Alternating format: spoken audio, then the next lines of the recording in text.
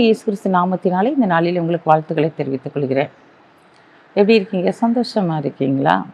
மகிழ்ச்சியாக இருக்கீங்களா? உங்களை சந்திக்கிறதுல மிகுந்த மகிழ்ச்சி அடைகிறேன். பிறந்த நாளை திரும்ப நாளை கொண்டாடுகிற பிள்ளைகளை இயேசுவின் நாமத்தினால் ஆசீர்வதிக்கிறேன். இந்த நாளில் ஒவ்வொரு நாளும் நாங்கள் உங்களுக்காக ஜெபிக்கிறோம். நீங்களும் எங்களுக்காக ஜெபித்து கொள்ளுங்கள். இந்த நாளிலும் அநேக காரியங்களில் நம்ம யோசிக்கிறோம், இந்த காரியத்தில் ஒரு அற்புதம் நடந்தால் நலமாக இருக்குமே, இந்த காரியத்தில் ஒரு அதிசயம் நடந்தால் நன்றாக இருக்குமே, என் பிள்ளையுடைய படிப்பின் காரியத்திலே இந்த காலேஜில் சீட் கிடைத்தால் நலமாக இருக்குமே, என் பையனுக்கு இந்த இடத்துல வேலை கிடைத்தால் நலமாக இருக்குமே, அப்படி ஏதோ ஒரு காரியத்தை குறித்து நாம் யோசிக்கிறவர்களாக என் நிலைமை மாறணும்னா ஆண்டவர் இந்த காரியத்தில் ஒரு அற்புதத்தை செய்யணும்னு சொல்லிட்டு நம்ம எதிர்பார்ப்போடு காத்திருக்கிறோம். இன்றைக்கு அதைத்தான் ஆண்டவர் உங்களை பார்த்து சொல்கிறாரு, மகனே மகளே, உன் நிலைமையை அறிந்து நான் உன் வாழ்க்கையிலே அற்புதத்தை செய்ய போகிறேன். நீ எப்படிப்பட்ட நிலைமையில் இருக்கிறாயோ அதை அறிந்து உன்னுடைய வாழ்க்கையிலே தேவன் அற்புதத்தை செய்ய போகிறார். வாசிக்கிறேன், கேளுங்க. யாத்ராகமம் 2ஆம் அதிகாரம் 25ஆம் வசனம். தேவன் இஸ்ரவேல் புத்திரரை கண்ணோக்கினார், தேவன் அவர்களை நிலைத்தருளினார்.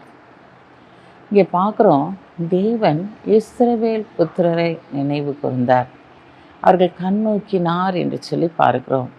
இன்றைக்கு தேவனுடைய பார்வை உன் கூடாரத்தின் மேல், உன் பிள்ளைகள் மேல், நீ செய்கிற வேலையின் மேல் அசைவாடி கொண்டிருக்கிறது. அவர் உன்னை கண்ணோக்கி பார்த்து கொண்டிருக்கிறார்.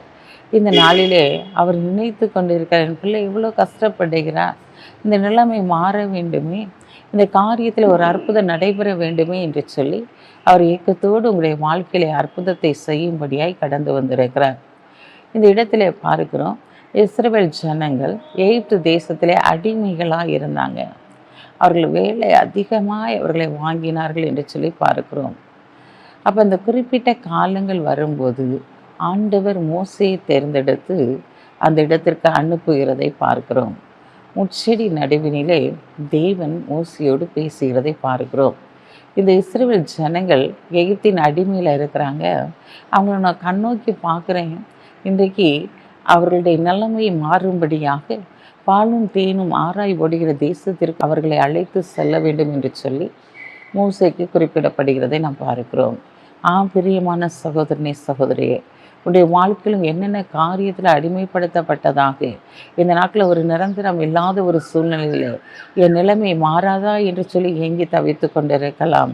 இன்றைக்கு உன் நிலைமையை மாற்றும்படியாக, ஒரு அற்புதத்தை செய்யும்படியாக தேவன் இந்த நாளிலே கடந்து வந்திருக்கிறார்.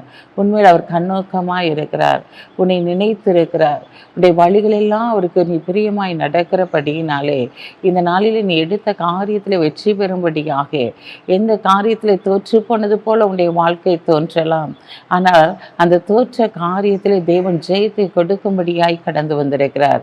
பயப்படாதீங்க, என அற்புதத்தை செய்கிறவர் நரிகளே கடந்து வந்திருக்கிறார். கண்களை மூடி செபிப்போம்.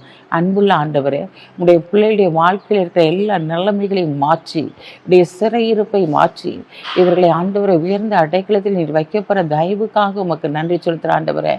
என்னென்ன காரியத்தில் ஆண்டவரே அப்போ அடிமைப்பட்டது போல என் நிலைமை மாறாதா என்று சொல்லி ஏக்கத்தோடு இருக்கிறார்களோ அத்தனை காரியங்களையும் நீர் மாற்றி போட்டு ஆண்டவரே இந்த நாட்டில் நீர் அற்புதத்தை செயல்படுத்தப்படுற தயவுக்காக உமக்கு நன்றி செலுத்துகிற ஆண்டவரே. இந்த நாளில் உடைய பிள்ளைகள் எடுத்த காரியத்தில் வெற்றி பெறும்படியாக இந்த நாள் இவருடைய நிலைமை நீர் மாற்றப்படுற தயவுக்காய் உமக்கு நன்றி செலுத்துகிறோம்.